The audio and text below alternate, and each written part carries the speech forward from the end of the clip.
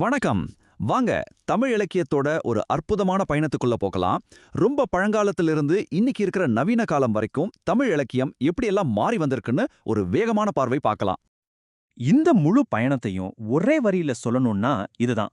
ஒரு காலத்துல கடவுளையும் ராஜாக்களையும் புகழ்ந்து பாடின இடத்துல இருந்து இன்னைக்கு நம்மள மாதிரி சாதாரண மக்களோட வழிகளையும் எதிர்ப்புகளையும் பேசுற இடத்துக்கு வந்து நிக்குது.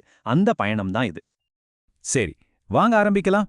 நம்மளோட முதல் நிறுத்தம் சிற்றிலக்கிய காலம். இதோட பேர்ல சிறுன்னு இருந்தாலும் நீங்க நினைக்கிற மாதிரி இது சின்ன விஷயமெல்லாம் இல்ல. அதோட படைப்பாற்றலும் பரப்பும் ரொம்ப ரொம்ப பெருசு. அப்பாப்பா, இந்த ஒரே நம்பரே போதும் அந்த காலத்தோட பிரம்மாண்டத்தை சொல்ல. 1 2 இல்ல, மொத்தம் 96 வகையான இலக்கிய வடிவங்கள் சிற்றிலக்கியத்துல இருந்திருக்கு. யோசிச்சு பாருங்க. அந்த 96 வகைகள்ல ஒரு சூப்பரான உதாரணம் தான் இந்த பரணி. ஒரு வீரன் போர்க்காலத்துல 1000 யானைகளை ஜெயிக்கிறத பத்தி பாடுறது. ஆனா இங்க தான் ஒரு செம ட்விஸ்ட் இருக்கு. இந்த இலக்கியத்துக்கு பேரு ஜெயிச்ச வீரனோடது இல்ல, தோத்து போன அரசனோட பேர்ல தான் இருக்கும். எவ்வளோ சுவாரஸ்யமா இருக்கு பாருங்க. அடுத்து பிள்ளைத்தமிழ். இது ரொம்ப அழகான ஒரு இலக்கிய வடிவம். ஒரு கடவுளையோ இல்ல ஒரு பெரிய ஹீரோவையோ ஒரு குழந்தையா நினைச்சு அவங்களோட 10 வயசு பருவங்களை பத்தி பாடுறது. இதை ஒரு மாதிரி கவிதையால் எழுதப்பட்ட ஒரு பேபி புக்குன்னு கூட சொல்லலாம். அந்த 10 நிலைகளை பாருங்களேன். காப்பு, செங்கீரை, தாளுன்னு ஆரம்பிச்சு சப்பானி தட்டி முத்தம் கொடுத்து கடைசியா நிலாவை காட்டி சோறுட்டுறது வரைக்கும் ஒரு குழந்தையோட ஒவ்வொரு அசைவையும் எவ்வளவு அழகா கவிதையாக்கியிருக்காங்க. இதுல ஒரு இன்ட்ரெஸ்டிங்கான விஷயம் என்னன்னா, கடைசி 3 பருவங்கள், அதாவது சிற்றில், சிறுபறை, சிறுதேர், இது 3ம் ஆண் பிள்ளைகளுக்கு மட்டும்தான் பாடப்பட்டிருக்கு. இப்போ நாம பார்க்க போறது உலா. ஒரு ராஜா இல்லனா ஒரு தெய்வம் ஊர்வலம் போறாங்கன்னு வச்சுக்கோங்களேன். அவங்கள பார்க்குற பெண்கள் மனசுல என்னென்ன எண்ணங்கள் ஓடுது, அவங்க எப்படி ரியாக்ட் பண்றாங்கன்னு சொல்றது தான் உலா. இது மூலியமா அந்த காலத்து சமூகத்தை பத்தி நாம நிறைய தெரிஞ்சுக்கலாம். இந்த உலா இலக்கியத்தோட ஹைலைட்டே இதுதான். ஊர்வலம் வர்ற அந்த நாயகனை பார்க்குற பெண்களோட உணர்வுகளை அவங்களோட வயசை வச்சு 7 பருவமா பிரிச்சு சொல்லியிருக்காங்க. இங்க பாருங்க, 5 வயசு பேதை பருவத்துல இருந்து 40 வயசு பேரிளம்பெண் பருவம் வரைக்கும் ஒவ்வொரு ஸ்டேஜ்லயும் ஒரு பெண்ணோட மனசு எப்படி இருக்கும்னு ரொம்ப அழகா சொல்லியிருக்காங்க.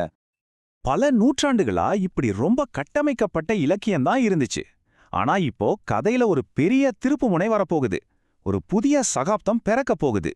நவீன காலத்துக்கான ஒரு பாலம் உருவாக போகுது. அப்போ ஒரு முக்கியமான கேள்வி வருது இல்லையா? பல வருஷமா இலக்கண கட்டுப்பாட்டுக்குள்ள கோவில்லையும் அரண்மனையிலையும் மட்டுமே இருந்த கவிதை எப்படி அதையெல்லாம் விட்டு வெளியே வந்து சாதாரண மக்கள்கிட்ட பேசுச்சு? அந்த கேள்விக்கான பதில் இதோ. இந்த மகாகவி சுப்பிரமணிய பாரதியார் தமக்கு தொழில் கவிதை நாட்டுக்கு உழைக்கிறதுதான்னு சொல்லி பழைய மரபையெல்லாம் உடைச்சி கவிதைய மக்களோட மொழிக்கும் மக்களுக்காக கொண்டு வந்த ஒரு பெரிய புரட்சியாளர். பாரதியார் செஞ்ச மிக முக்கியமான விஷயம் வசன கவிதைய அறிமுகப்படுத்தினது. சிம்பிளா சொல்லணும்னா, கவிதைக்கு இருந்த எல்லா ரூல்ஸையும் உடைச்சு அத சுதந்திரமா ஆக்கினார். இதுதான் அடுத்த தலைமுறை எழுத்தாளர்களுக்கு ஒரு புது வழியை காட்டுச்சு. பாரதியாருக்கு அப்புறம் என்னாச்சு தெரியுமா? ஒரு பெரிய படைப்பு வெடிப்பே நடந்துச்சுன்னே சொல்லலாம். புதுசு புதுசா வடிவங்கள், புதுசு புதுசா சிந்தனைகள், புதுசு புதுசா குரல்கள்.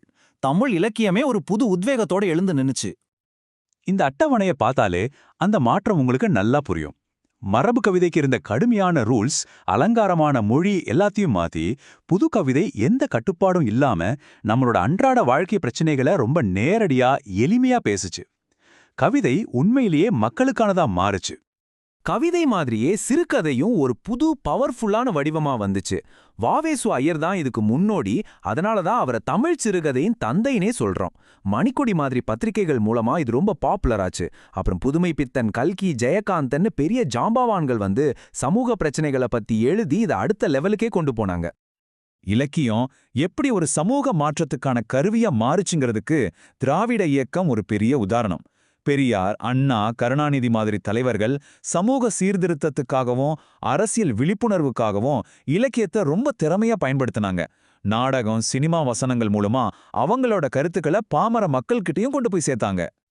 ஆக நாம இப்போ ஒரு பெரிய பயணத்தோட கடைசிக்கு வந்துட்டோம்.